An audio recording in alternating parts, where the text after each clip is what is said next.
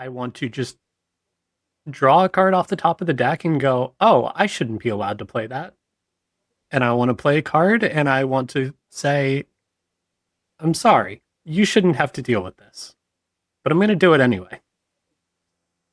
And so I was playing the green red version and I really got that feeling of just, this is great. I just get to play a sphere and then just Stone Rain, Stone Rain, Stone Rain, double port.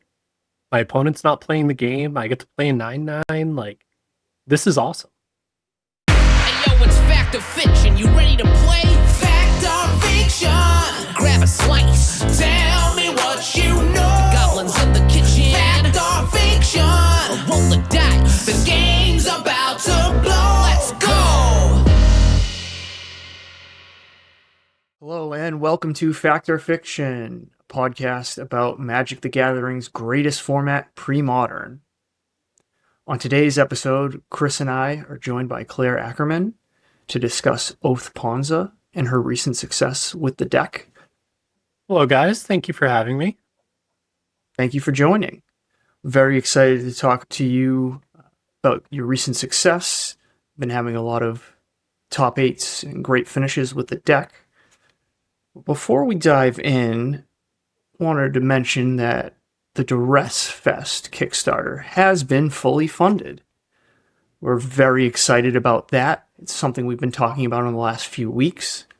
In fact, on the last episode, we were imploring people that we needed to get it funded, and it was actually funded right before the episode came out. So once again, the Premodern community goes and shows how deeply invested they are in the format, which is awesome. I know I'm excited about it. Chris, Claire, how are you feeling about it? I'm thrilled that it got funded. I had faith in the community, and I guess now there's a stretch goal of 125K. Great job, community. You all banded together, and I'm so excited to hang out with everyone at Duress Fest next year. I'm super excited. It was really cool seeing it go like 10 days left, 10K to go, and just shooting past number after number. There was a thread going in the New England Premodern Discord of just, first it was Billy adding everybody, but then there was the countdown of every time we hit another 1,000, it was 91, 92, 93. And it was just really cool to see all that support and how excited everybody was. And I'm super looking forward to it. Absolutely awesome for everyone to contribute. By the time this episode comes out, we will have known if we've hit the 125K stretch goal and hopefully know what the date is, but at least we know it's happening, and that's very exciting. Premodern is the best format. We say it at the top of the show. We say it at the bottom of the show. We talk to so many people about it and how many people are affected to be able to play this tournament. It will be the largest Premodern tournament of all time. We can only go up from there. Speaking of Duress Fest being the spiritual successor to LobsterCon, Claire, you know a thing or two about LobsterCon. Is that right? I like to think I do. I've only made it to 2 of them so far, but I think I've done pretty well for myself. Say pretty well is a little bit of an understatement. I believe you have a top 16 in 2025 and a top 8 in 2026. Yes, I was close.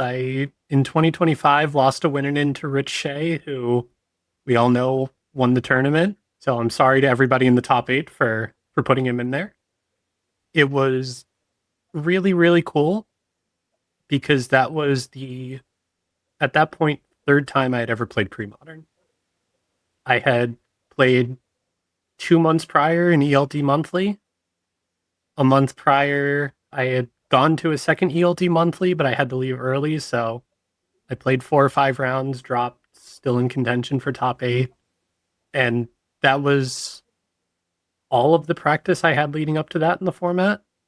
So it was a lot of fun to really take the skills I'd built in other formats and come into that with just skills as a Magic player and my understanding of the format that I had tried to gather as much as possible leading up to it. Just, watching online content and trying to play a couple games at home with friends or on webcam with friends, and it was really cool to have that deep run, and it left me really excited and really hungry to do it again. After which I didn't play a Premodern event for like 9 months. After going away for a while, I was really, really ready and hungry at the beginning of the year, and definitely put my work in for LobsterCon 2026. I was gonna say, so that LobsterCon 25 was your third time playing Premodern. I did a little research. Had you played Landstill at an ELD monthly? Top aided with Landstill at my first Premodern event. And then in my top 8, I played against Shane on Stasis, which is just the worst matchup. Both games, it was a turn 1 Black Vice, and I was just desperately trying to get cards out of my hand and, casting Swords to Plowshares on my own Mishra's Factories, which is not a winning strategy, but it's what you have to do in a deck that just can't get cards out of hand.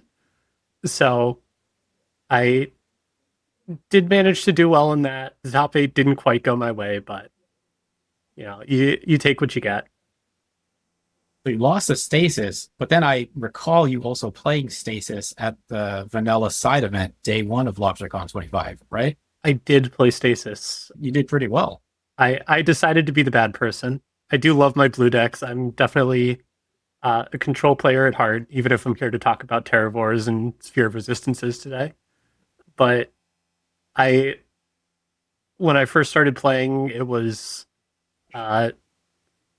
control that really brought me in. I wanted to counter cards, and I wanted to make my opponent discard. And I started playing in Guilds of Ravnica, so I'm not quite as long in the game as some of the other people in the Premodern scene, but I started out with Disinformation Campaign, draw a card, opponent discards a card. That card was awesome. And eventually got into Modern and played a lot of blue-white control and Legacy. Force of Will is my safety blanket. So I've been around, and I definitely tend to gravitate grindy games. I want to play as much Magic as possible. So I decided to throw all that away and play green for this LobsterCon, plus the Meddling Mages. Yeah, I remember that Disinformation Campaign deck that made me almost throw my monitor out the window when I was playing on Arena. But as far as Stasis goes, don't let anyone tell you otherwise. You are the hero, despite what anyone says. I'm a Stasis player myself. Much respect. Thank you. At the very least, I'll take the distinction of playing Stasis. I was the first match in the room done, I think 4 out of 5 of my rounds that I played, and then dropped to go get dinner with my friend, which was a great decision. If you can get dinner in the Boston area and take your time and be relaxed, that's definitely the way to go. Well, I'm going to go ahead and be the one in this 4-1 Fact or Fiction title, because I do think Stasis is the bad guy. I get that there's some affinity and liking for it by certain people, but when you're on the other side of it, it's not the most fun. There are some interesting games sometimes, but in the games where you're locked out, Chris rolling his eyes there, yeah. When you're on tap and you're Forsaken City or playing Islands and you get to progress the game state, it might be fun, but when you're just saying, go ahead, try and find a way to kill me, please, put me out of my misery. Maybe you're the anti-hero, maybe not the good guy. We can maybe get some common ground there. You can scoop anytime, just saying. So Claire, you mentioned Meddling Mage, and I know that was a big difference in a lot of lists and was a big innovation for this tournament. Can you talk to us about why you chose Meddling Mage and how that fit in with your game plan? Absolutely. I played 4 copies of Meddling Mage in the sideboard of my Replenish deck in 2025, and it felt like it was the best card in the deck. It just takes so many matchups and really flips them on its head. And I really felt the same thing with this. I kind of almost backdoored into it. Originally, when I was planning on decks, I went through a couple. I was before the ban, either running Replenish back or maybe playing Blue-White Tide still. I thought about Terrageddon, and I kind of had Terra Oath on like the outside of that, but it was always the green red version. And after the Tide ban, I was playing it a little bit, and generally, the number one thing for me selecting a deck for a large tournament is in the lead up, I want to play a bunch of stuff, and I want to pick the one that I feel like I have to apologize to my opponent for when I'm playing it.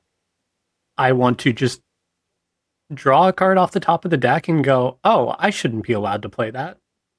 And I want to play a card and I want to say, I'm sorry, you shouldn't have to deal with this, but I'm going to do it anyway. And so I was playing the green red version, and I really got that feeling of just, this is great. I just get to play a sphere and then just Stone Rain, Stone Rain, Stone Rain, double port. My opponent's not playing the game. I get to play a 9/9. Like, this is awesome. And I remember I was playing a couple games for fun with one of my locals, Aaron Thayer, who was on a blue-black reanimator build that he was trying with Gush and Foil and trying to add a little bit more control into the reanimator shell. And it always felt like a great matchup. Oath is just very good into those. But there was a game where he flipped in a Chroma into play. And I looked at it and I realized that there's just not a card in the green-red 75 that can get a large creature out of play. Even just like a 3/3 Elephant token, you can spend 4, maybe 5 mana under a sphere, casting an Earthquake, and leaving yourself in a rough position. But that didn't feel like the right approach to me. And so originally I had the idea to add the Swords to Plowshares back in, do a little bit of like a Naya hybrid, because I knew there were the green-red builds that were good at sweeping up a lot of the small creatures, but had problems with the bigger stuff. And there were the green-white builds that had good answers to the bigger stuff, but had a problem with the go wide. And I kind of just said, what if we do both of these? And around that time, I have to give huge shout outs in all my deck building to my good friend Joe, who across every format, like 2 months leading up to every tournament, we are sitting in a Discord call on Wednesday nights for 2-3 hours, just talking about Magic and talking about little card choices and sideboard plans and playing practice games. And I went to him because this is much more of a deck in his wheelhouse. And I was like, I think you would like this. Do you want to try to work on this for LobsterCon? And we spent a bunch of time working on it, and we spent a bunch of time talking about it. And the thing we always kind of came back to was, this is really good against the creature decks and feels lacking against the decks that aren't playing creatures. And the solution we came to that was, we wanted more cards that emulate the sphere resistance effect. And Meddling Mage was the thing that came from that, because we had already kind of moved to almost very similar to our current 5-color mana base just to play the Naya stuff. There was, a mountain and some Windswept Heath, and there was a little bit of a split between Windswept Heath and Wooded Foothills, but that kind of went away as the colors started getting a bit more intensive. But we added the Meddling Mages, and it just felt like a different deck. It felt like all these matchups where we were a little bit worried about it or kind of had to figure out a game plan, all of a sudden these are like 80-20 matchups. And just the sheer density of going from like 4 to 8 effective cards to 4 to 12 effective cards in those matchups just made the world of difference. So we jumped from LobsterCon 25, and then you said you went on a 9-month hiatus. The last time you cast Meddling Mage at LobsterCon 25, did you name yourself? What did you do for those 9 months? I am first and foremost, still to this point, a legacy player. That is the format I play week in, week out. I go to Tuesday Night Legacy every week. It's the format that I spend the most time on. And I've really gotten into Premodern a lot.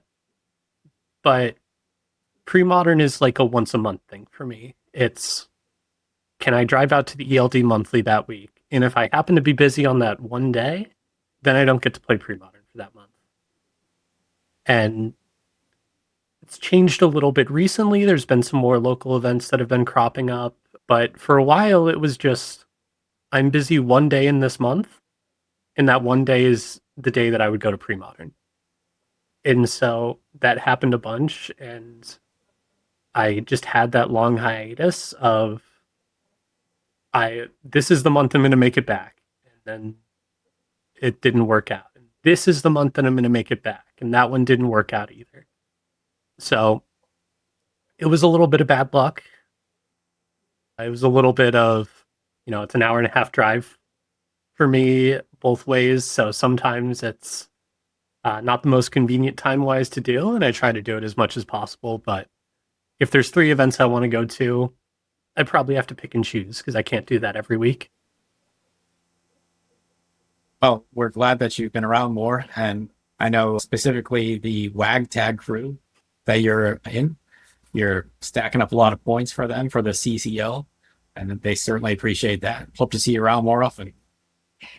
Absolutely. The CCL is awesome. It's just the community around Premodern is so cool. And all these little extra incentives, like events that have door prizes and altars and CCL, and the community is just so cool in that I haven't been around it nearly as long as a lot of the other people in the scene, but it really does feel like everybody is super supportive. I go to events, I walk around, I know probably 80% of the people in the room, and I probably talk to almost all of those people when I make it to a tournament, just checking in between rounds and asking people how they're doing and roaming around a bit. And it is a really unique and interesting experience to be at some of these big tournaments and be in a room of 100, 200, 300 people, and everyone in the room knows you and wants to talk to you.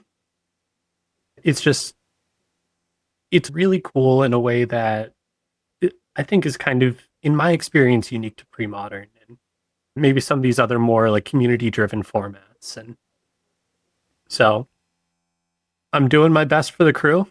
I got to give you credit, Neal. I went in about a month before LobsterCon to play a monthly, and I found out about the crew league. And I went, well, they're in the middle of a season, they're in the middle of a quarter. I will figure out when that ends so I can get in on the next one.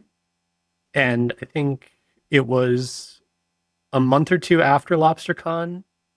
I went in, was playing with an event, was hanging out with you guys before the round started, and I mentioned that. And Neal, you were just like, you could join at any point. You don't have to wait for the end of the season. You could have joined this whole time. Yeah, we saw that a couple times throughout the year as people started showing up to events. Maybe they couldn't start at the beginning of the year. They didn't have a crew. Hodges allowed it. Obviously, if they played an event prior to joining the crew, those points didn't count. I think it's pretty cool that people can join at any time, be part of a team, and even though you're on the opposing side of us right now, it's good to have you there because iron sharpens iron. I messaged Hodge to put me on a team, and he told me his team had a spot, and you can't say no to the commissioner. No, you cannot. But I have a ton of respect for the work that he puts into that to make everything happen. It's a really cool experience to be a part of. And, I think I'm 2-3 tournaments in on a team, part of the league, and it definitely changes the way that things feel. Absolutely. So, funny enough, Green Red Oath Ponza was the first deck I played in Premodern. And a lot of the problems that you mentioned, Claire, with not being able to kill a giant creature, hoping your Terravores bounce off each other. If there's a Dreadnought in play, you kind of need Naturalize. A lot of the same issues, even against the decks that don't play creatures. I lost to Replenish pretty much every single time I played against it except one. And that one was an outlier because I had Lightning Bolt in my deck, and I just bolted William because he was playing Ancient Tomb, and that's not standard. But I guess what I'm getting at is rather than try to innovate the deck like you did, I just straight up gave up. I switched to to a different version of the deck in Terrageddon, and I said, "This old Ponza, this is not working out for me. I got to do something else." So I got to applaud your innovation. It is a much better approach than what I took. Hey, if it works for you, it works for you. I fault no one for finding the deck they like the best, even if it means moving away from something you've played before. So with Meddling Mage and Sphere, it's interesting to me because you said your approach to the deck is you want to play cards that you think I shouldn't be able to play this. But the combination of those two cards actually make it so your opponents actually can't play their cards. So seeing that out of Oath Ponza is really cool. I assume that happens in games where Oath comes out. There's not really a time where Oath and Meddling Mage are in the deck at the same time, or am I wrong in that assessment? That is 99% of the time true. Uh, there is one matchup, I think, that I kind of split and keep the oaths in. I want to say it's Pernicious Deed Rock, just because Pernicious Deed can really end your day, and the oath is going to be good enough anyway. They're not playing a single creature at a time, so I, would have to check my sideboard plan. But there is, I'm pretty sure that is the one matchup where it happens. Mostly, it's a pivot. Another card in your deck that I know there's maybe a lot of discourse on from, or maybe not discourse, but discussion on is Gemstone Mine, which is a card that I actually really like a lot too, because I think having good mana is important. It definitely has some downsides, and I've definitely lost some games where if it was something else, maybe I wouldn't have. But what are your thoughts on Gemstone Mine, and why did you include it in the deck? So I tested around with a bunch of different stuff. And at the end of the day, if you want to make splash colors work in Premodern, there is a cost to it. And I think that's one of the things that really makes the format interesting is if you want more options in your deck, you need to accept a higher fail rate. And for me, Gemstone Mine is a card that if you play around it correctly, you won't be having problems. Maybe in one game here and there, but for the most part, it is front loading the cost on you as the player to make the correct decisions. And if you do that, you will have better results. And when I'm thinking about trying to do as well as possible in a large tournament, in a 15 round event, you need to be playing well in the first place. You're not going to get there by luck. You're not going to get there by your deck just carrying you. And there's definitely an element of luck, but you need to be making the right decisions consistently. And if that is the mindset that I'm going into the tournament with, that I want to be relying on my ability to pilot the deck well, to find my way out of sticky situations, then I'm okay introducing a little bit more volatility into the deck in leaning on my ability as a pilot to make the most out of that. And sometimes you run into a problem with the Gemstone Mine, and sometimes it wins the game on its own. And that's a trade-off that I'm willing to make for myself. I think it's a good mindset to have, and clearly you're making the right decisions and your results are speaking for themselves. Set up the top 8 LobsterCon, top 4 in LobsterCon by top 8 the regional over the summer and a few other ELDs. Keep it up. It's interesting. A card like Gemstone Mine is a limited resource, and you need to be knowing when to use that resource and when not to use that resource. But at the same time, Terra Oath and Oath Ponza, like, this is a strategy and an archetype that wants to be making those early aggressive plays. You want to turn one an Oath or a Sphere off of a Mox Diamond. You want to be playing these like mana denial strategies around Stone Rains and vindicating a survival that comes out, or turn one Meddling Mage that just locks out your opponent that has a single win con. And Yeah, in a long grindy game that might go away, but you're a 28, 29 land deck. I'm expecting that by the time a Gemstone Mine is gone, I'll have plenty of other mana, other lands in play. And at that point in the game, I've had the opportunity to do the things that I want to do. Because really what I want is that first like 3, 4 turns of mana. And I want to get a lead early in the game on the first few turns. And I want to carry that through by kind of tempoing my opponent out, a well placed port, a well placed stone rain, try to hit certain colors of mana, try to keep them off certain quantities of mana.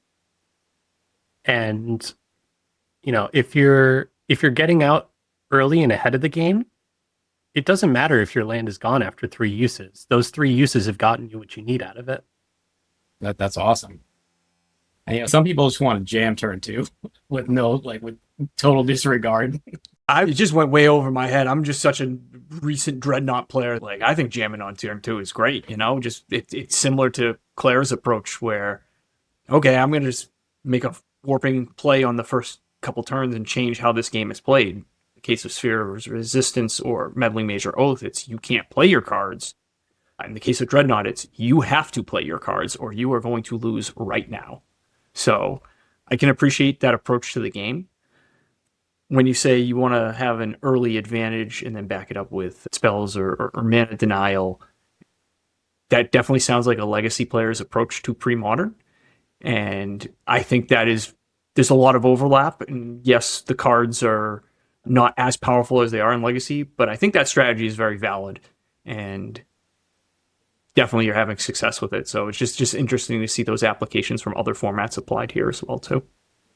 It's really cool because despite the kind of decks I'm playing in legacy tournaments and pre-modern tournaments being so different, the last 2 Eternal weekends I played various like Esper Tempo versions. For 2024 Eternal weekend, I was planning on playing Sneak and Show for like 2 months leading up to the tournament, and then I made a last minute decision the night before to pivot into what deck can I throw together out of the cards in my bag. I'd built a Sneak and Show list that really wanted to dodge 2 matchups, and I played an event the day before with it to prep, and I played 4 rounds against those 2 matchups. And so I decided to pivot to just like Tameo, Frog, Daze, Wasteland, Force of Will, just get an early advantage engine and just protect it and try to hit the important spells. And I came back 2025 with probably the deck I'm most proud of brewing was Esper Dragons with 4 main deck Clarion Conqueror into the Nadu Mystic Forge meta, Honorary Dragon Barrowgoyf as a 4 of in the main to just win all the fair matchups, and just like a very similar shell of just like Thoughtseize, Daze, Wasteland, Force of Will, just these really powerful tools to say, no, your opponent doesn't get to do the thing that they need to do. And it's cool that a deck that is so different, and you're not playing counter magic, and you're not playing discard, and you don't have these card draw engines and snowbally creatures, but you're still fundamentally playing the same game of, here is my important spell, here's my lock piece. What are the answers you can have to it? And how do I prevent you from doing those things? And it, you are right. It does transfer in a really interesting way, even though they do feel so different on face value. Yeah, definitely noticing that. I'm also noticing a common theme with the decks that you play across these formats is denying your opponent from playing the game, playing powerful cards, but more importantly, a lot of brewing, a lot of cooking with spice and coming up with some hot takes.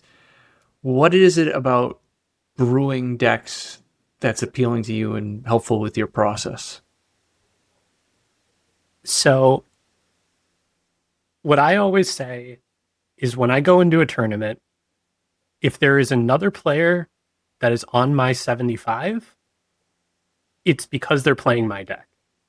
Either because I gave it to them, they came with me, my friend that's on it, or, now in Premodern, I'm starting to get some people that are taking the LobsterCon list or taking the regionals list. And I need to stay one step ahead of them and just have a little bit of extra tech every event. But I think Magic is really unique in that it's a game where so much of your results and so much of your prep is done before the tournament ever starts. And you have the opportunity to get these edges in deck building and really put the effort into getting as much percentage as you can even before you go into the event. And I want to take as much advantage of that as possible. I don't want to be showing up to an event and playing mirrors and seeing who draws the better hand and coin flips luckier. I don't want to be playing okay, we're doing the exact same thing, but how does it shake out? I want to take those edges and do something a little bit different. Have slightly more skewed matchups, maybe. Some that I'm very confident in, and some that I know maybe the one or two matchups that are my weakness, but that means I know what my game plan is and I know how to play into that. And I get to spend the extra time saying, I want to avoid this deck. But if I am not able to avoid it, what do I do? There's a lot to be said for deviating from stock list. Myself, as an example, just playing Psychotog and running 2 Sobbles Web main deck. I've been doing that since the regional, and it's caught a few people. I can't imagine who. Yeah. Couldn't be me. So it's been pretty good, but when you're just on a stock list, in some sense, you're exploitable because people, they know everything that's coming, and they know how to sideboard, they know how you're going to sideboard. So any kind of deviation from that keeps them honest. Yeah, I'm definitely the kind of player who wants my opponents to read my cards in a tournament. I derive great joy out of my opponents not knowing what Roiling Dragonstorm does. I don't know what Roiling Dragonstorm does. Maybe we can get that thrown up on the screen. I know. Well, I know we want to dive into kind of your finish at LobsterCon. Over the course of the 14-round tournament, were there any matches in particular that you found just were awesome games of Magic, win or lose, that you'd like to talk about? Yeah, absolutely. I played a couple of really cool rounds and just a couple of really cool moments. I had in my 3rd round the unluckiest oath I've ever had of just playing against Rock, turn 2 oath, get an oath trigger, flip into top card as a Terravore. It's a 0/0. It dies. He immediately has the one of Vigilante to blow it up, and had to battle back from that after that game kind of went away. I had a number of really cool games on camera. I played a match the prior year on camera that didn't get shown, and I'd been giving Duress crew crap about it all year, so I think Shane was trying to make it up to me and me on camera a bunch. I had a really cool match against Jason, who's a good friend of mine, and I had a laugh with afterwards because the commentators at the time were questioning whether we knew what each other was playing and whether we were making decisions. I think whether I wanted to go for like a library or a wasteland or something, if I knew what he was on. And meanwhile, we'd been checking in the entire tournament, so he had been telling me exactly what he was on, and I did the same. But I had a really, really cool game. First round of D2 against Andy Levine, another one of the New York guys. And we had the Oath Ponza versus Terrageddon matchup, which I played 3 times throughout the event and went 2-1. It feels a little bit coin flippy. It's something I'm working on, but we had like just this really back and forth game where like I had an oath that flipped 3 Terravores and all of them got answered, and I had 1 left in the deck, and my deck got to like 10 cards left, and I was declining the flips because I was just trying to win the long game without the oath trigger, and just trying to fight through on man lands and hopefully naturally draw it so that I don't throw the game and lose just off of it being in the bottom cards. And we got to the point where I had 8 cards left in my deck and 1 Terravore, and I had gone through all of his removal spells. And I knew if I triggered the Oath and it was in the bottom 2 cards, I lose on the spot because I don't have time to swing. And if it wasn't in the bottom 2 cards, I win because there's just no way to answer it. And it was, I'd put it off for a bunch of turns. And at this point, we had like a huge crowd around us because there was like 5 minutes left in the round. And I decided that was the time to risk it. He had just played out like 3 or 4 small creatures to try to swarm the board. And I went for it, and my Terravore was the 3rd card from the bottom. It was the last card it could be before it killed me. And that is how the game ended. And we shook hands, and the crowd around us was like, "Oh, okay, that's a cool end." And I think I said something along the lines of like, "So you want to try to like speed through and try to get a game 2 done?" And everyone around us hearing that was game 1, and like we did make a very honest attempt to sideboard as fast as possible, shuffle as fast as possible, try to get a game 2. I'm not out here looking to scum somebody on that. Like we're trying to have fun and play the game. And, Yep. I did end up having like a Oath Sphere hand that just kind of locked the game out anyway, but I played it as quickly as I could. That was just a really cool one of like round 1 of the day, let's get a nice easy one in, and then a 45-minute game 1. You know what? Back and forth games, I've been there. I've had long games like that. And it's like I have 1-2 hour match against Sam. And suddenly that's just a narrative that I always go to time or whatever. It's like, no, sometimes the cards just play out that way. That's what happens. All right. There are some matchups where the game ends in 6 decisions, and there's some matchups where you have to make 200 decisions. And if you go to time because both of you have 3 cards left in the deck and you've both played every spell that you own, like there's nothing wrong with that. You're just playing a really interesting, drawn out game of Magic. And is that not what we all come for? Except maybe the sly players. You can have your long drawn out games with the casual games you play in between rounds. That's how I try to maximize having as much Magic, is by getting the actual tournament game over fast so you can play some side AAA. I can't imagine what that would be like. I would never have time between my rounds more than 5 minutes. So you played against Andy Voellmer on Landstill, and you're winning in a matchup that he finds to be very favorable. I think he said that he's X-1 against Terravore decks. Little spoiler for where that 1 loss is coming from. But could you walk us through that matchup and get your perspective, since we've heard his recently?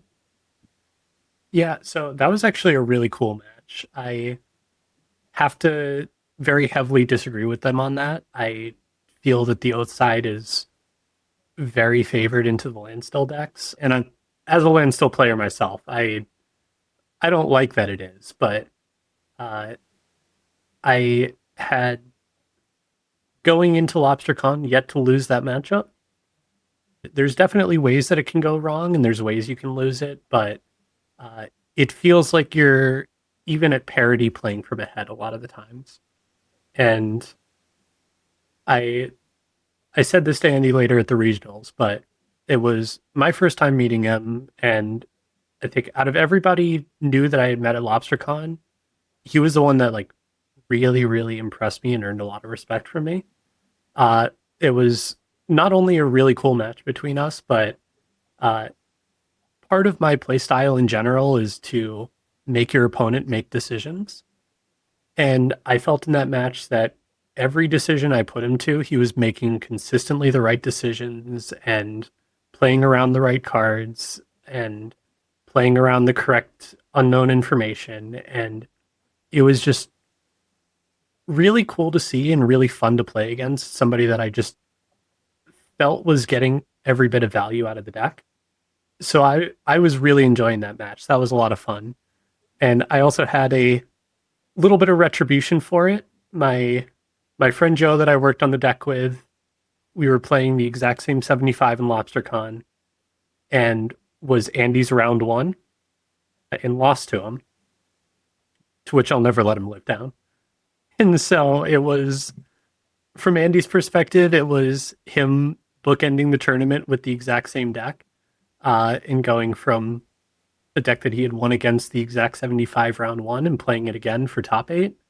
And from my perspective, it was a chance to get revenge for my friend and a chance to be able to give him infinite crap and never let him live that down.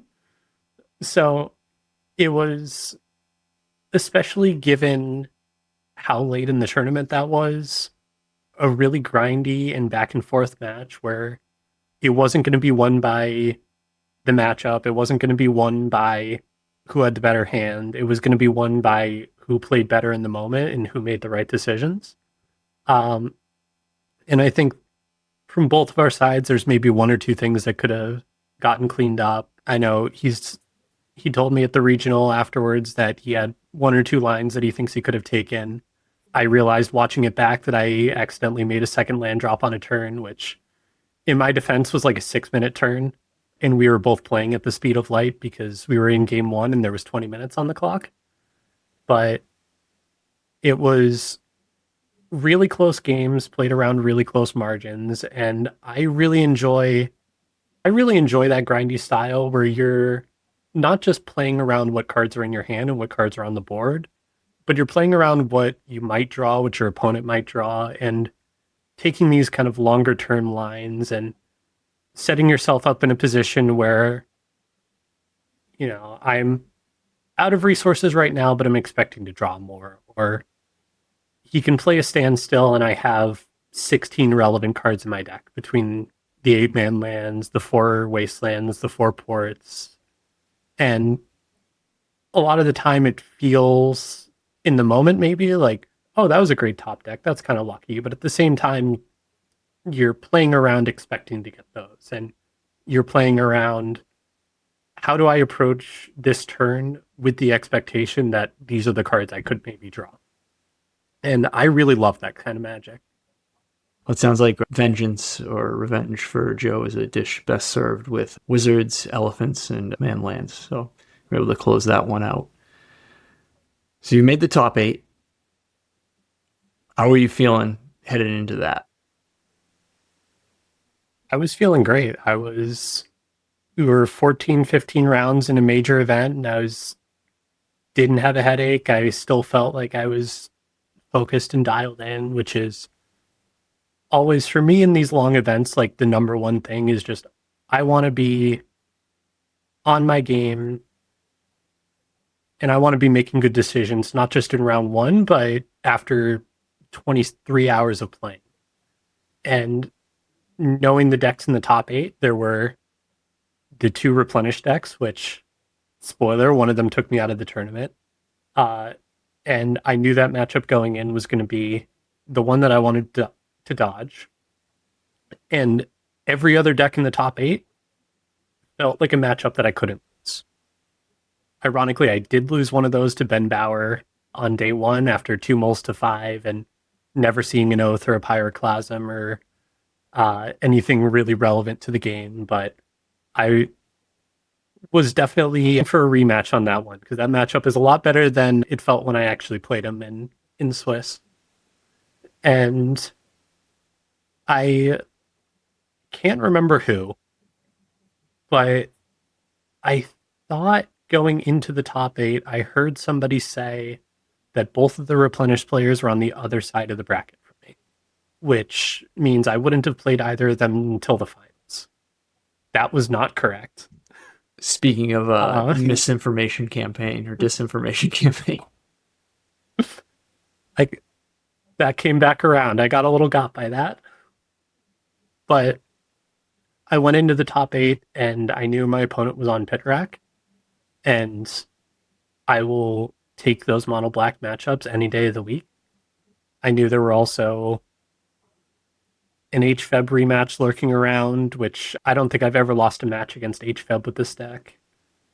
There was the rematch against Elves, which I was definitely hoping to get. And there was another Moneyball black player that Brian took down in top 8, who I was was hoping would do a little bit better than against him. Sorry, Brian. But I was just feeling great. I was like, this is another tournament that I had improved over my previous results. I finished top 10 the year before. And so after losing a win in the prior year and coming off of the previous monthly at ELD where I, on record, thought I was locked into top 8 and was told by our glorious Commissioner Hodge that I had to play another match against one Chris Roy. Got knocked out of top 8 after thinking I was in. I was like, I got 2 chances at a winning in, and I lost the first one. And it was just like, don't let this happen again. Let's get one of these. I don't want this to become a thing. And so there was definitely a lot of relief after that happened of just like, okay, we can put that behind us, we can move on, and we can start looking forward to how deep we can go for the rest of the tournament. So it's interesting that you mentioned that the mono black decks you want to face all day, because I would assume, and maybe this is just, again, I gave up on it with Ponza, so I don't know too much, but I would assume cards like Dystopia and Gloom would be very difficult to combat against. But you seem very confident in that matchup. Could you walk us through that and then the matchup itself?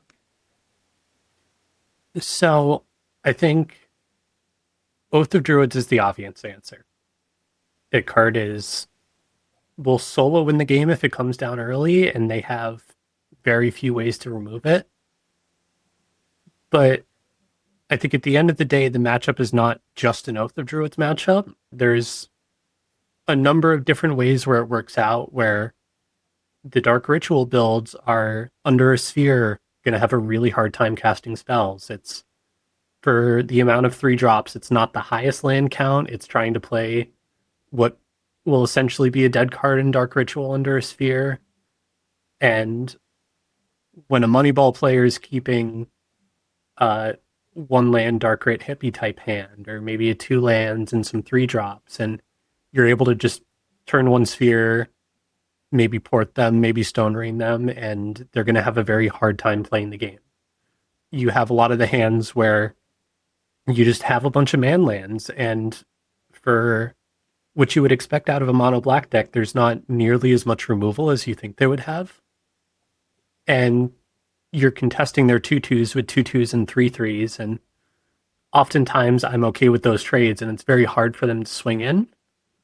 And what I find in those matchups is a lot of the times you will trade off your initial resources, and you will get into a state where your top decks are better than their top decks, because they're top decking Ravenous Rats and Duress and Cabal Therapy, and I'm top decking 9/9 Terravor, or I'm top decking Call of the Herd, which makes 2 3/3s. And I think it is very difficult for them to win the game because they need a very specific set of circumstances to come together, and that's out of their hands because I need to stumble first for that to happen. I think it's probably pretty difficult for them to win the game because they're playing Moneyball, and I think that deck is terrible. But I really appreciate that analysis there, because you think of these powerful sideboard cards and your approach to it of exploiting their main weakness being that they can't deal with artifacts and Sphere of Resistance, locking them out. And I didn't even think of Dark Ritual just being absolutely horrible there. That makes a ton of sense. Just chalk it up to another reason why I think Moneyball is a bad deck and you should not play it. Neal, I'm noticing you have some very strong opinions about monocolor decks that aren't red. I think Mono Blue is fine. I think it can do okay, but if you're going to play basic lands, why wouldn't you play the best one? Like, Mountain is just far superior to every other basic land. So it just seems like people just want to put themselves at disadvantages, but that's fine. We all can't make the same decisions. Joking aside, though, with the match itself, obviously you felt very confident. Your logic there makes sense. Did that match play out kind of how you envisioned it, how you just described it? Yeah, I don't remember the exact details of it, I more remember the overall game and kind of what happened, but there was an interesting game one where I cut him off of black mana entirely, and he had a rack out, and I had done the math to where I was going to win the game exactly the turn before the rack would have killed me. And so I didn't have to try to like build cards back up in hand. I could just play stuff out and get there ahead of time. And then game two was very similar, where both games it was just kind of a mix of Swamp and Mishra's Factory hands for him. And I was just able to take the black mana away. And I'm never going to struggle to play against two colorless lands in a monocolor deck.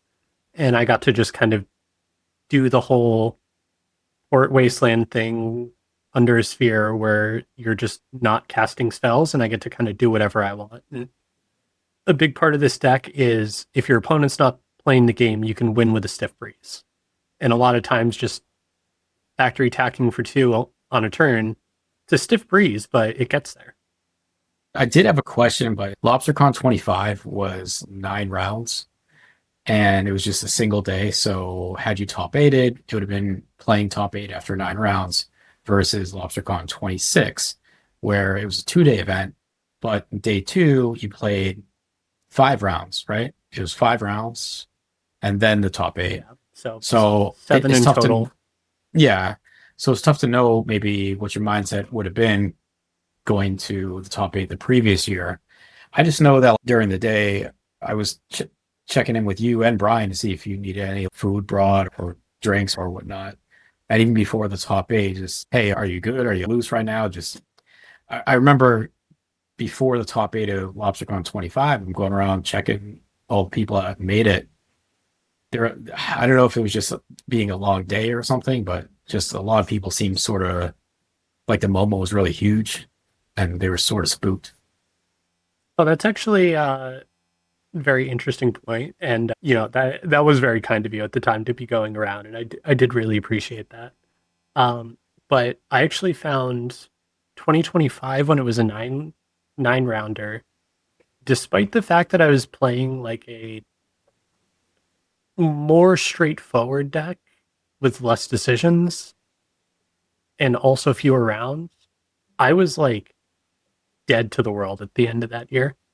I played my round 9 on camera and I was like, I had the light in my face. I felt like I like couldn't see anything. It was that thing where like just everything gets really dim around you. And I was like kind of playing on autopilot at that point. I was like, my head hurts. I can't really process what's going on.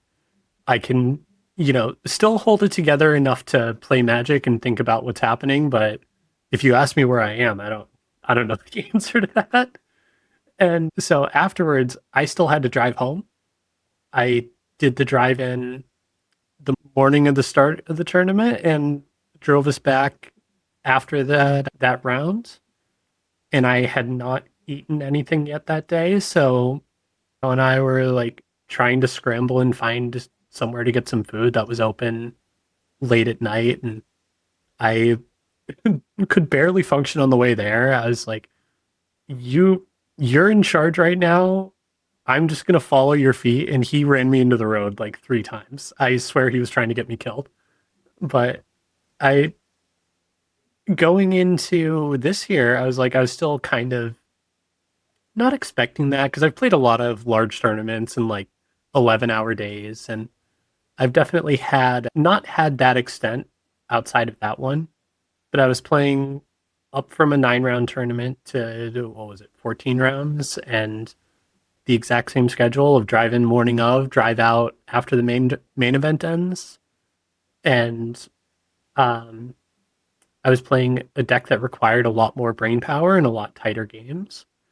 And I felt like I never really had a problem with it throughout the whole time. Like even after day 1, we went out and I was like, I'm definitely tired. I like can feel my voice going, but like fatigued or tired. And same kind of thing on day 2. It's like went out to the car, drove home, no problems. It wasn't the like get home at 2, 3 in the morning and like have to turbo focus so that I don't get in an accident kind of from the year before. So, covered the top 8. Next logical step, we go to the top 4. Replenish was on the opposite side of the bracket, right? Right? Right. That was when I found out too, was getting paired against Replenish. And I had mentioned that to somebody because I wasn't watching the stream. I didn't see the bracket, and was promptly informed by the person that I told that somebody else had said they were on the opposite side of the bracket to, no, you're playing one of them and he's doing practice games against somebody that has proxied the deck that you're playing. You have like 2 minutes. And so it was actually ended up being a really interesting close match. Replenish is not a matchup that you like can't beat with Oath. If anything, it's kind of in your hands. The reason I don't like the matchup is you kind of have to have everything go right. You need to not just have a strong opening, but you need to keep drawing gas, and you can't really stumble. And there's a lot of situations you can get into where it's you run out of mana denial and you don't have a threat, or all your mana is tied up because you have 3 ports and you need to be using all of them. And spoiler, that's kind of what happens in game 3, just all your mana getting tied up and not having a threat. And I think that's one of the places that Meddling Mage is amazing, is just I can play this early creature, and while I'm using all my mana, porting and stone raining and keeping you off of the thing that kills me, I have a thing that will eventually win the game that I don't need to be committing the mana to in the same way that you do with the manlands. And from my best recollection, because unfortunately only game 3 was actually caught on the stream, and games 1 and 2 were both very interesting and very tight games. In game 1, I had a very early Sylvan Library. It was very similar to the other match in the tournament that I played against Replenish, against Brian, where I had an early either turn 1 or turn 2 Sylvan Library in game 1, and then forgot to trigger it on my upkeep. I was really good about it all tournament. Those are the only 2 times I missed the trigger. And of course, against Brian, he immediately had the Seal of Cleansing, so I never got any cards off my library. I guess I should specify which Brians, but that was against Brian Sue. Against Brian Gulotta in the semifinals, he didn't have the way to remove the library, so I wasn't punished for that miss, and I did get to be drawing. And I just kind of had enough. I kept drawing gas and was able to lock him down and keep him off of anything relevant and just get my way over the line. Game 2, I went in knowing this was a bad matchup, and I actually had multiple points in game 2 where I thought the game was over and I had already won the matchup. I had basically completely locked him out of the game. I had 1 or 2 like small threats that I wasn't too tied up. I don't remember exactly what they were. It might have been a factory, it might have been an elephant token, but I was chipping away, and I had gotten him to, I think, 4 or 5 life, and I had lethal on the following turn with, I want to say it was an elephant in a manland. And he had 2 cards in hand, a Replenish and an Intuition, to set up. And he thought about going for the mana because he didn't have enough mana to cast Replenish and just getting a basic plains. But he went to set it up, and he top decked what he needed, and I got combo killed with him at exactly lethal on the next turn, where if that had taken 1 more turn, if he had missed the land that turn or just stumbled on a single mana along the way, if his 2 cards in hand weren't exactly the cards that kill me, I would have been into the finals and not even had to play the game 3. So it was really, really thin margins. I might be getting one or two things wrong. I'm going purely off of memory here, and at this point, it's been 4+ months. But I just very distinctly remember that feeling of like, oh, I really wanted to avoid this matchup, and I think I'm just going to 2-0 it and get to go play it again.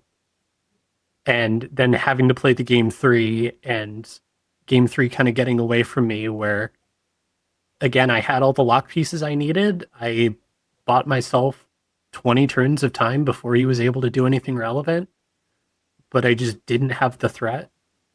And I think there were one or two little things where watching it back in hindsight, I think could have cost me. There was an early treetop attack where I was trying to test if he had a swords, and didn't know that he had three of them until watching the video back later. And I was willing to make that attack because with how high my land count is, I was expecting to be able to find what I needed and be able to give up that land and say, if he burns the swords on that, that's not a swords for other stuff.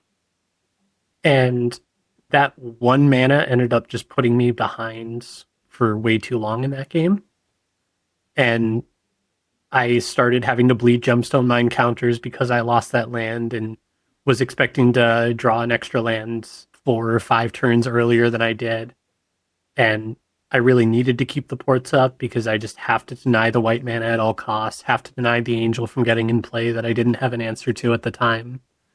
Then there was only 1 or 2 turns after that treetop attack, there was a stone rain that I ripped off on a basic island because I was just trying to keep the quantity of mana low. And at that point, he had played a white source 2 turns in a row. And a large part of that matchup is denying the white mana. And I didn't know when I cast that he had no other white mana in hand. And if I had been patient and waited a turn and I had 2 ports in play, just double port and then Stone Rain the next turn, I would have been able to hit a white source and get him from 2 down to 1, which would have put me in a much better position. And it's a couple of those really little, really subtle things where they just add up over the course of the game, and they're not necessarily the wrong decision in the moment because I'm playing around information that I don't know what's in his hand. I don't know if he has more white sources. If he doesn't have the swords, then now I know I can just start attacking. Like, there's definitely decisions and cards to play around, but in hindsight, knowing what he had, I think those two kind of snowballed a little bit over the course of the game to where I needed to start bleeding resources to do what I could have done maintaining parity. Yeah, it's really tough. Replenish is a deck that has so many ways to play the game. Like you said, if he doesn't have swords, you're fine. But then there are other games where they're just much faster on the combo. So there are a lot of decision points. And I know you're saying it's your best recollection 4 months later of a tournament that you were 2 days and several hours into. But yeah, I know it sounds like that was a tough way for the tournament to end, but it's still an insanely awesome finish. Top 4 at LobsterCon, like that's insane. That's awesome. So congratulations on that. And it was really exciting to see Oath Ponza in the top 4, see a different take on the deck, proving a lot of the people wrong on their thoughts on that, and setting you up for the next couple tournaments as well too. I have to say, I went back and I rewatched my matches on stream afterwards, had a second look at them, try to see if there was anything I could learn or take away from. And seeing all the support in the chats and seeing all the support that got posted on the videos, like that was just really heartwarming, and I really appreciated how many people were kind of following along with it and hoping that I could deny the Replenish mirror. I'm sorry, guys. I really tried. But it was just a really cool thing to have happen. And I walked away from that tournament with no regrets. And I think there's a couple of different plays I could have made different, or maybe pick up a win here or there. But I was just really happy with how it went. It's a format I've been playing less than 2 years. And, I can't be upset about Brian Gulotta going through. He was a great guy. I had a great conversation with him. He was just very sweet and very kind. And really everybody in the top 8 was just everybody in the top 8 and everybody throughout the whole tournament. I just had such great experiences with. It was a lot of people that I knew going in, a lot of people that I had never met before, and just everyone was just so excited to be there and so happy and just wanted to talk about anything and everything. I know my second round of the tournament was against an Allurin deck that I thought was HFEB for most of it. Either way, like that matchup's really great. I don't really remember the match, but I do remember talking about European soccer / football, basically the entire match, because he had a quarter zip on, and I've been a long time Barcelona fan and played years of soccer myself, and I was just like, those are the memories you walk away. Is just like, oh, we just had a great conversation about some random interest, and it's not whether I swords to birds or ported a land. It's like I just met really cool people, and everyone I met was just so sweet. Yeah, Claire, I couldn't agree more. Just the awesome sense of community at LobsterCon, which is why we're even more excited for upcoming Duress Fest. Can't wait. But after your top 4 finish, kind of went back to the drawing board a little bit, started tinkering, and you innovated on your Oath Ponza and took it back to the regional. Can you talk about your process as far as any tweaks that you made? Yeah, so some of it was actually things that had been talked about before LobsterCon. I know Vindicate specifically was something that we had talked about probably a week or two leading up as something that could potentially be really good in the deck.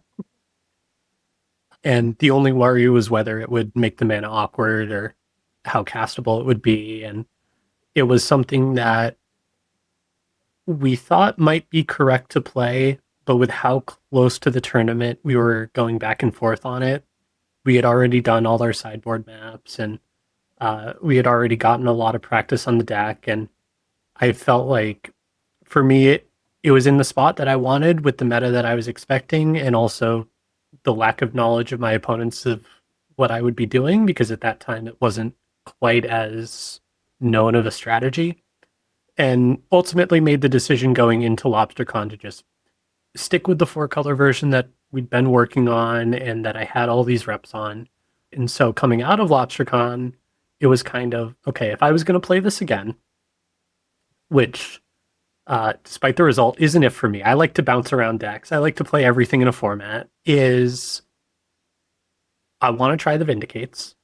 I think they're a really good option for both doing the thing that you want to be doing already, but with more versatility.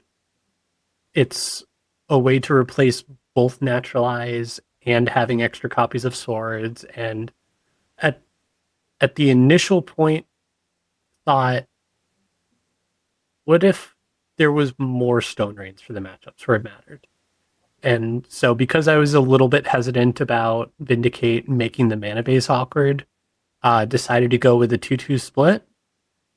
And because the Vindicates were able to pretty cleanly replace Naturalize, it let me play around with the deck a little bit. The Pyroclasms, I think, are great for the deck, and they do a lot, but I don't think you need 4 of them. And that was a thing going in that had been talked about as, what if we go down 1 or 2 Pyroclasms, maybe cut the 4th Naturalize and play some Vindicates in the sideboard. And once we switched to the 4 Vindicates, it was, okay, this is creating 4 slots from the Naturalizes. We can go down a Pyroclasm or 2, so now we have like 5 or 6 slots to play with. I wanted to go up another land because I wanted an extra source of 5-color mana. That was something that I felt I didn't necessarily have problems with in LobsterCon, but there's no reason not to make it more consistent. I think there were a number of games where I just felt like I just want one extra hit in the deck, just like slightly better percentage of casting the splash colors or drawing the card that you need. And I went up the 3rd Sylvan Library. I know it was something that I heard endlessly from everybody is, why are you on 2 libraries? Why are you on 2 libraries? There are 3 ways in the deck to shuffle. Library is a lot better when you have Weathered Wayfarer and more than 3 fetches, and ultimately the cuts have to come from somewhere, and it's not coming from Sphere of Resistance. That's the best card in the main deck. It's not coming from the Stone Rains. That's what makes Sphere of Resistance so good. It's not coming from the Terravores or the Oaths. Like, it's not coming from the Swords to Plowshares. Where's it coming from? The only real option is going down to 1 Naturalize, but I think that card is, in that build, too important to cut. And so, would I have loved to run a 3rd Sylvan Library? Yes, but it was a necessary evil. And once I shifted towards the Vindicates and I was able to take the Naturalizes out, now I have these spots to play with that I can kind of make this work. And so that opened me up those 2 changes in the main deck and then 4 sideboard slots that are still kind of my playing around. And I went the 2 Vindicates, taking those as, in some matchups like Replenish, I just want more Stone Rains. 8 is great. What if there were just 10? Because ultimately a lot of those matchups are who runs out first, my opponent's lands or my Stone Rains. And if I have more, then that math changes significantly. I think I like that in concepts. I think execution-wise, it was a little bit more awkward than it needed to be, and was largely a result of I was just worried about the mana with the Vindicates, and having played a bit with them, that card's insane. That card is so good, and I'm on the full 4 in the main now. The only reason I wasn't was just I wanted to make sure it was consistent enough, and it is. And so that frees me up extra sideboard slots. But so going into the regional, I had, after those changes, 2 sideboard slots to play with. And I didn't feel that I needed the Pyroclasms because the matchups you want them in are already really good matchups. And 1 or 2 is great, but you don't need to go too hard on the removal. And so I ended up playing Glooms for the regional. The 2 matchups in my mind that I really care about are Replenish, because it's just such a nightmare. And the higher your density of impactful cards, the less of a nightmare it becomes. Because it's just kind of a matchup of, can I get enough critical mass of stuff that matters? And then the other one being Terrageddon. And Terrageddon's not necessarily a bad matchup. I would consider it favored. I think it's a good matchup. But it feels very coin flippy. In my experience playing it, of just both of you put your opening hand on the table, and that kind of determines how the match is going to go. A lot of, can I put an oath in play that doesn't get answered? I'll probably win. Can they answer an oath and maybe play a Weathered Wayfarer that draws them 9 lands? They're probably going to win. And it's just kind of these how hands line up. And so I wanted something else for that. Ultimately, I did not bring Glooms in when I played against Terrageddon. I think that made sense in theory of making Armageddon more expensive and making Weathered Wayfarer hard to activate. I think when I actually got to the matches against it, then I played it twice across the regional. I didn't really know what I would board out that Gloom would be better than in the deck. And so I think it was something that made sense in theory, but I ended up going a different direction after the regional for a few reasons that I can get into a little bit later. But So I mentioned a couple episodes ago when we were talking about your deck from the regional that I thought Gloom was really cool and a really interesting choice. I hadn't seen it in any Ponza decks yet, and obviously it's very, very strong against Replenish. And I didn't think the tension was too much of an issue with Vindicate. But thinking about it a little bit more and hearing you talk about Meddling Mage a lot, that just triggered in my head. Oh, Meddling Mage is a white card too, and it comes in those same matchups. Did you find any issues with that? Is that something you thought about when you were creating it? it's definitely something I thought about. There is the pretty obvious anti-synergy of making 12 cards in your deck more expensive. Ultimately, the reason that I decided to play it and the decision I came to was if the Gloom is in play in the matchups that I'm bringing it into, I'm already going to be in a good enough position that locking myself out of a Vindicate maybe, or making a Meddling Mage cost 5, like, it was something that I was willing to accept because Gloom is buying you 3 extra turns to hit those, or it is stopping the combo on a turn that is relevant. And I think any matchup that I would bring Gloom into, I wouldn't have all 12 of those cards in the deck anyway. It is the non-creature decks where you're boarding out swords. In the creature decks, you're not bringing in Meddling Mage.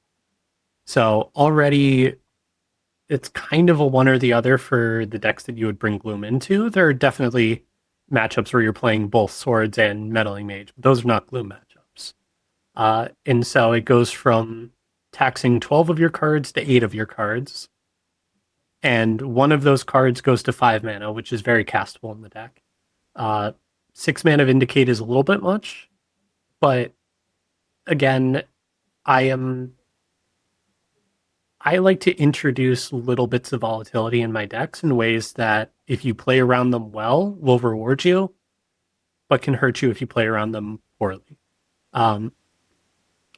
Legacy Eternal Weekend, I was playing Clarion Conqueror in a Tamiyo deck, and it's a source of artifacts that draw you cards, and you're shutting off your own artifacts, and it flips into a Planeswalker, and you're shutting off your Planeswalker.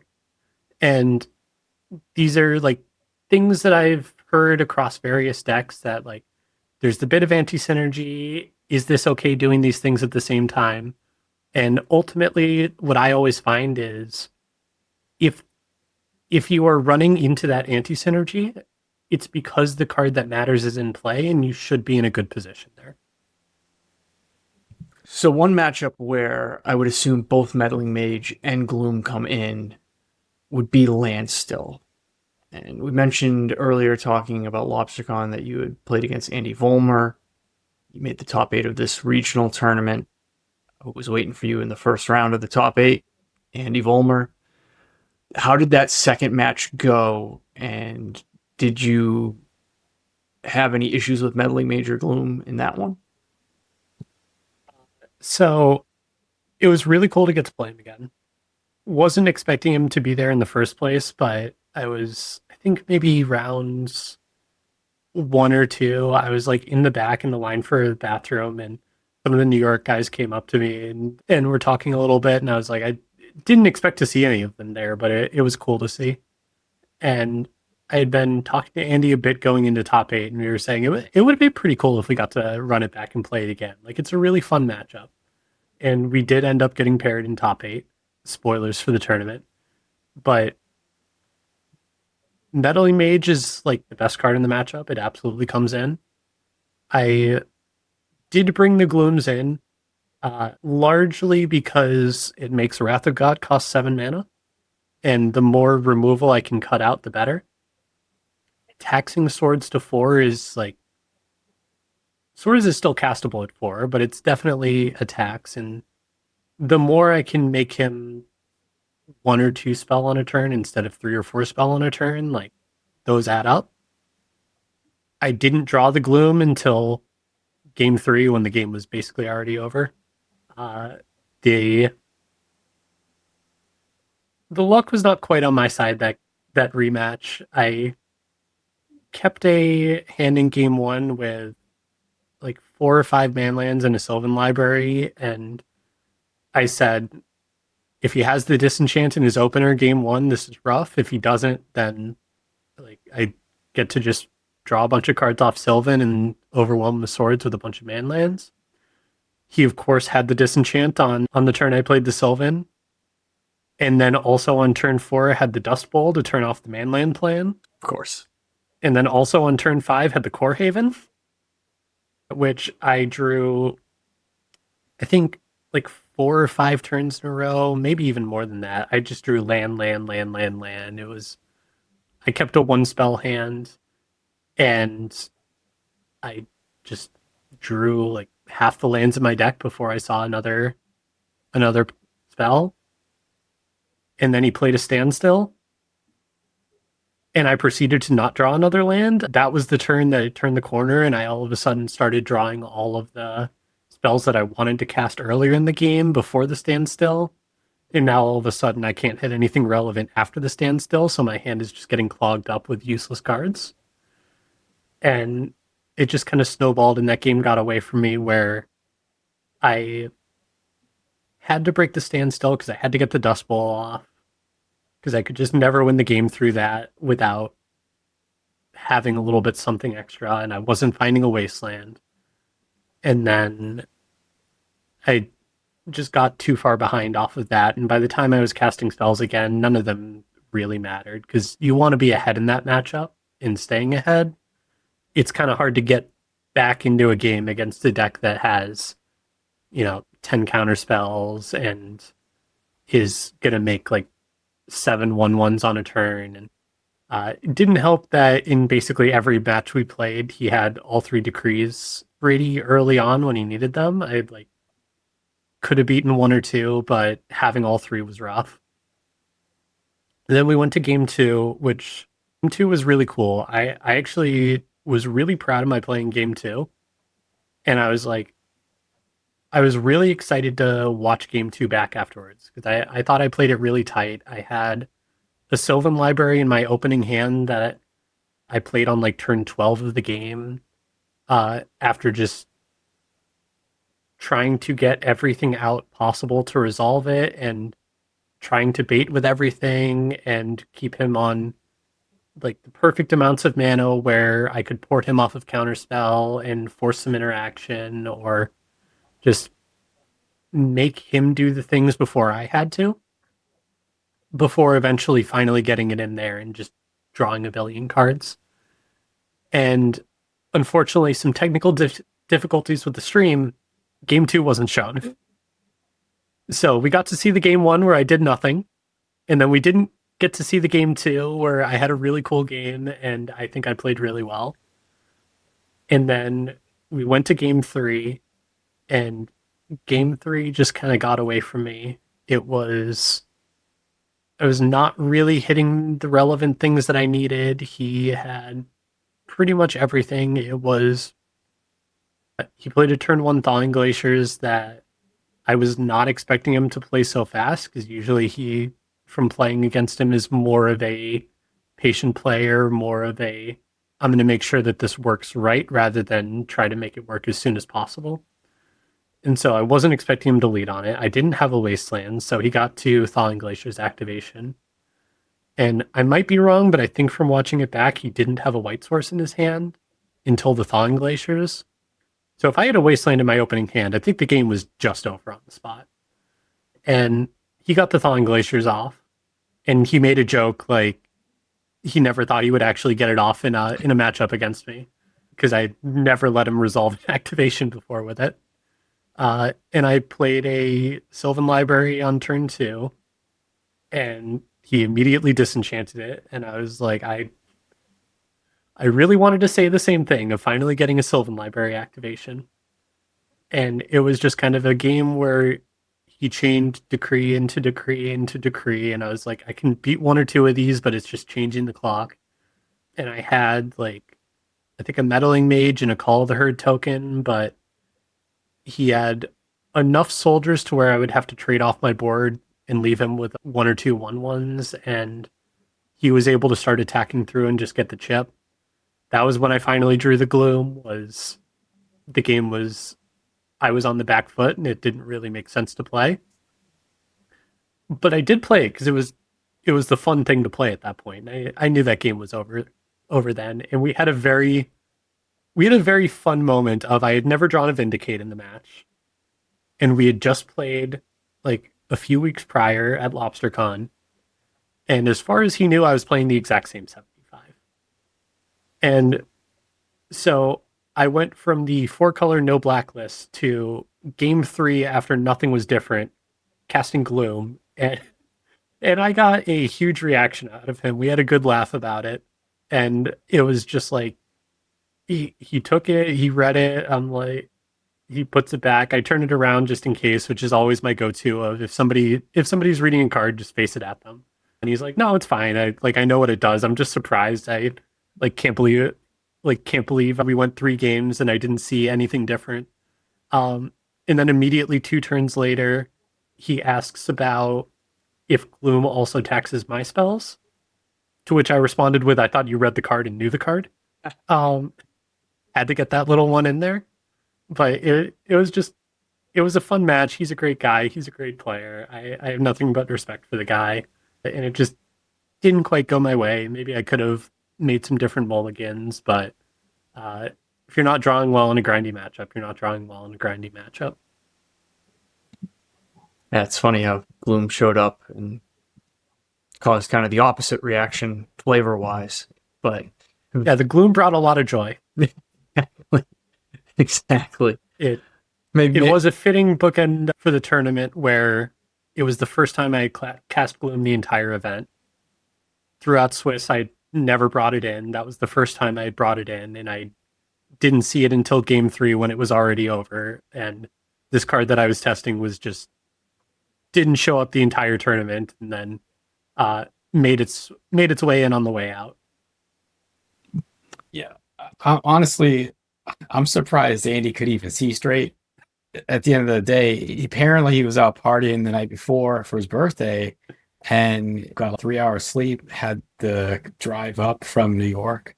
What an awesome performance by him. What a warrior. My goodness. He was telling me that, and I felt a little bit bad for him, but he beat me, so I didn't feel that bad. Yeah. But it was pretty cool to see him show up on a very mechanically intensive deck on 2 hours of sleep and presumably maybe some alcohol. I don't know. But it was just cool to have them there. They brought a fun energy, and we had that little bit of New York Massachusetts rivalry building up. And I do hate to break it to people. I am a New Yorker. I moved to Massachusetts 2 years ago. I lived in New York for most of my life. So somebody had sent me from a Discord.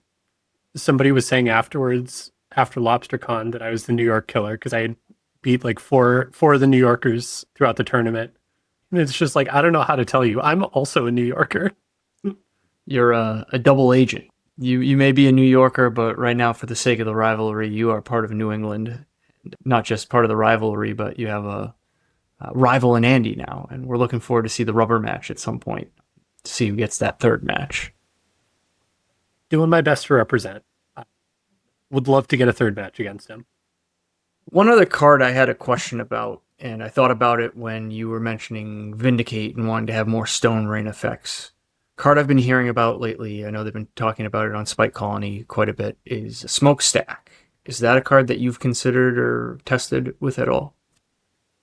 Yeah, so I haven't gotten any testing games in with it, but it's currently on my short list of, I have about 5 or 6 cards for, like I said, there's those 4 nebulous slots of, right now I'm mostly locked in, but there's the 4 slots that kind of, what do I want to do with them, what matchups, and they can shift a little bit more. And I have maybe 5 or 6 cards right now that I'm considering for those positions, and Smokestack is definitely in there. So leading up to the most recent ELD monthly, I had been in one of our Wednesday night Discord calls, and I went in, I was in a little bit of a brewing mindset, and I brought, I think, a maybe board of 30 to 40 different cards that had not been considered prior. And, Joe and I went through and card by card, knocked stuff off the list, talked about every single one. There were definitely some obscure cards in there that, I don't think most people would consider dense foliage offhand. There's some niche ones. And once we cut that down, there were maybe 5 or 6 that we thought, these are the things we want to try. Let's mess around with these. And Smokestack was definitely in that list. And I'm not going to spoil the rest of them because I might have some tech for next time I play this deck. Well, as we're getting close to the end of this episode, Claire, just wanted to give you the opportunity for any shout outs, any people you wanted to thank, anything that you wanted to mention. So the floor is yours right now. There's a couple of people I've said already, but I'll say again. Huge shout out to my friend Joe. Every deck I work on for a large tournament, he has a big part in. It is, like I said, Wednesday nights, 2 to 3 hours every week for months on end, most of the year, and it's just magic, magic, magic. There's a little bit of how'd your week go, and working on lists like that's a huge help. Talking about sideboard strategies, that's a huge help, and I definitely owe a lot of credit for some of my results there.